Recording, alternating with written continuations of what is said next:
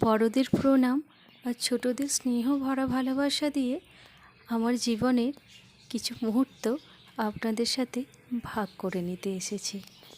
সামনাসামনি এসে কথাগুলো বললে শুনতে হয়তো ভালো লাগতো আপনাদের বেশি, কিন্তু আমি কি বলুন তো, ক্যামেরার সামনে না সেভাবে কথা বলতে পারি না, সেই জন্য ভয়েস ওভার দিয়ে দিচ্ছি। আপনাদের কি বলুন তো, একটু কষ্ট করেই শুনে নিতে হবে। আমি কাজ করতে করতেই বলবো কেন আমি ইউটিউবে এলাম, আর এসে আমার লাভ হলো না ক্ষতি হলো, আর আর বড় ননদের বাড়িতে আজকে পান্না করতে যাব, সেই সব সময়ও আপনাদের সাথে ভাগ করে নেব। প্রথম কথা, আমি ইউটিউবে কেন এলাম।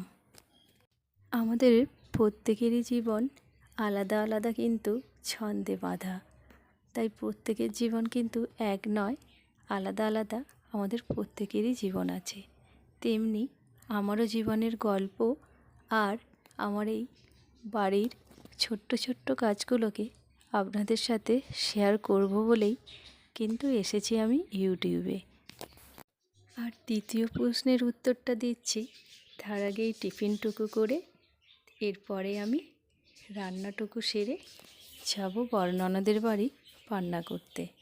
আমার হাজব্যান্ড যাবে না, সেই জন্য তার জন্য একটু রান্না করে অল্প করে তারপর আমি বের হব। এই যে এখানে আমার রান্না মোটামুটি রেডি হয়ে গেছে। অল্প রান্না তো, তাই সময়ও খুব বেশিক্ষণ লাগেনি, ওই একজনের মতো রান্না।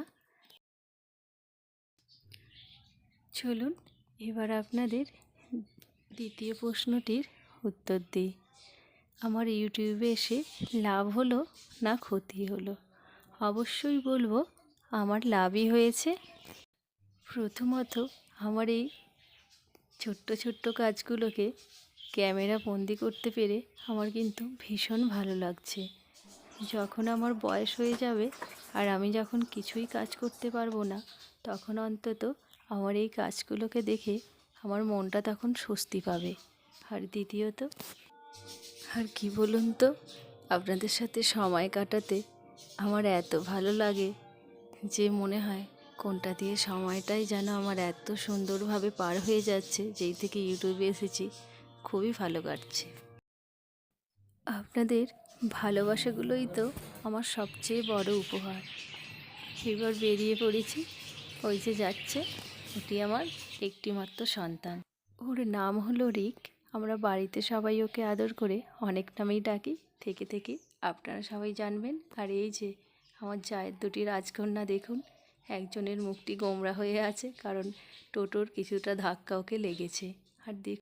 আর বড় ননদের বাড়িও অনেক দিন যাওয়া হয়নি, তাই ভাবলাম রান্না পুজো ওই পান্না বাড়ির উপলক্ষে একটু ঘুরে আসি। পাশেই দেখলেন কী সুন্দর কাশফুল।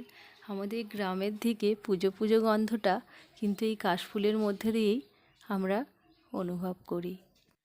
যদিও আমরা বড়দির বাড়ি খুব সকাল আসতে পারিনি, কারণ আমাদের ছেলে মেয়েগুলোর টিউশন পড়া ছিল, সেই কারণে একটু দেরি হয়ে গেছে। সেই জন্য বড়দির কিন্তু এখানে রান্না পুরো রেডি।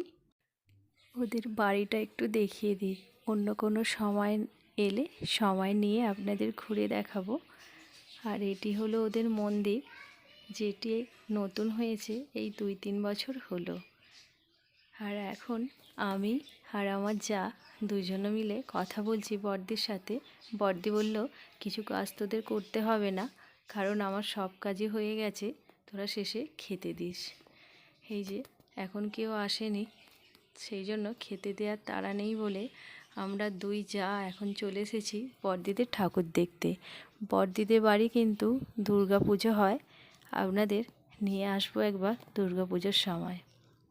এই যে দেখুন ঠাকুর এখানে তৈরি হচ্ছে, এটা ওদের ঠাকুর দালান বলে। আর ওই যে দূর থেকে দেখুন বড়দির ওটা পুরো বাড়ি, দেখুন তিনটিতে মেতেছে গল্প নিয়ে। এইবার চলুন এইবার খাওয়া দাওয়াটুকু সেরে একটু রেস্ট নিয়ে বাড়ির দিকে রওনা দেব। বাড়িতে এসে গেছি। আজকের ভিডিওটা আমি এখানেই শেষ করছি। ততক্ষণ সুস্থ থাকবেন, ভালো থাকবেন।